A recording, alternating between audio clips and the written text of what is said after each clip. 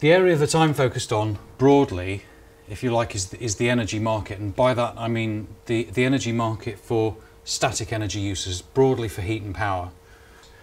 Predominantly in the built environment, so that's residential buildings and commercial buildings, but increasingly now in Susenco, in the industrial environment as well.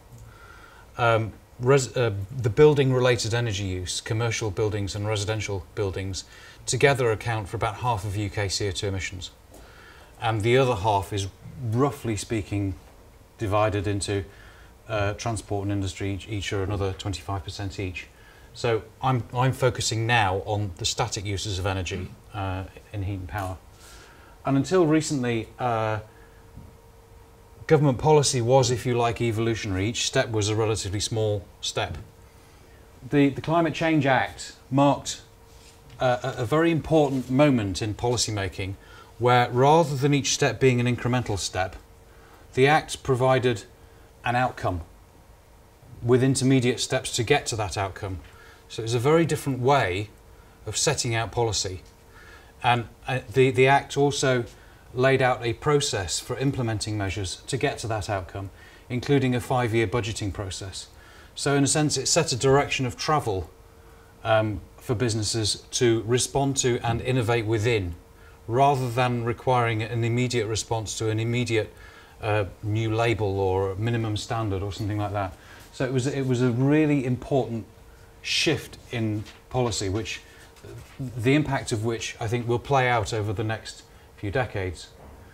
Within that framework, there are all sorts of implementing measures which then become an immediate issue to respond to.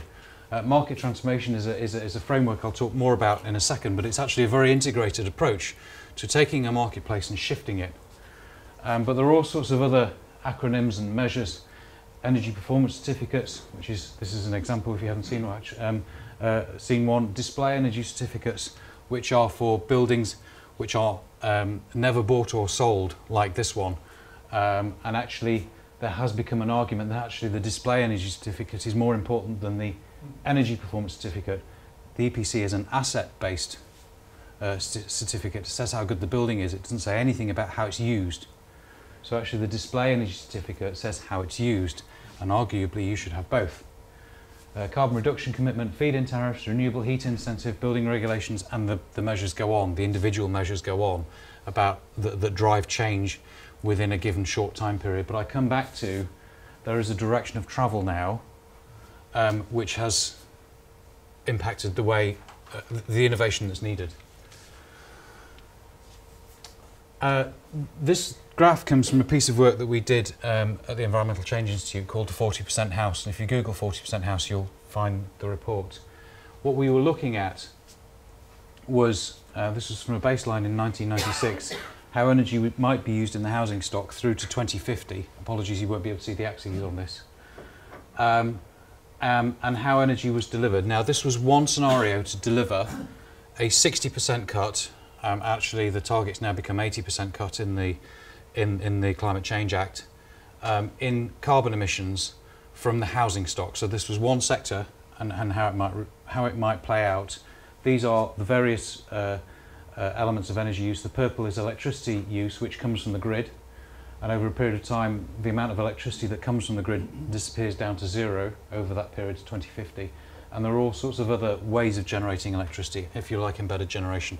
The detail is not important.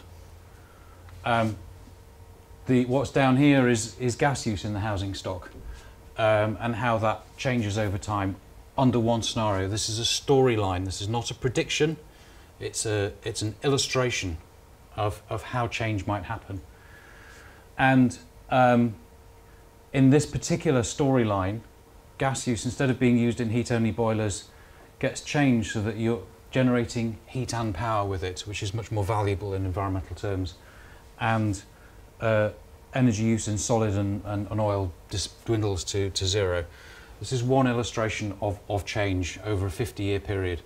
And that's probably one of the most important graphs I've done if you like, in my research career, because I stood back from that and thought, if anything like that comes about, doesn't matter whether it starts here or here or here, or It doesn't matter whether these proportions are like that. If anything like that comes about, the change for how we deliver energy in the UK is profound. This at the present time is 6 energy suppliers, where the energy comes in at the top and goes out at the bottom. If anything like that happens in future, how will those 6 respond to that change? Will there be 6? Will there be 20? How does all of this kit get installed that is PV or whatever it is, or heat pumps or whatever it happens to be? If there's electricity being generated in the household itself, how do the big 6 respond? What happens to this marketplace over that time period? If anything like that comes about, the change is dramatic. And from that moment I stopped being interested in the numbers and started being interested in the organisational issues at the UK PLC level, if you like, but that could be mirrored in any marketplace. The marketplace again isn't important. And in a sense, that could be policy driven, and to use innovation theory, that is a change in the survival conditions for those technologies and for those organisations, if you like, a Darwinian model of technical change. And it's likely to be very disruptive. But actually, what's really important in that for me is that a lot of these technologies we know about. They're not new technologies.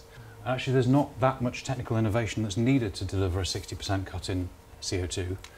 The innovation that's needed is very high levels of uptake of technologies we already know about. On the other hand, we have within the UK bodies tripping over each other to fund technical innovation, the Carbon Trust, the Energy Technology Institute, the Technology Strategy Board, and nobody's focusing on how does this all get delivered? How do we get high levels of uptake of actually technologies that we know about? And if these technologies that we're inventing now or taking to market now are to make a material difference, we have to get good at delivering large levels of uptake of those technologies. So whichever way we go, we have to get good at changing, at achieving high levels of uptake of either the technology we know about or the technology we don't know about. So for me, the critical type of innovation that's needed is business model innovation, not technical innovation. And I don't see any of that going on in the policy framework or any of that thinking in the policy framework at all.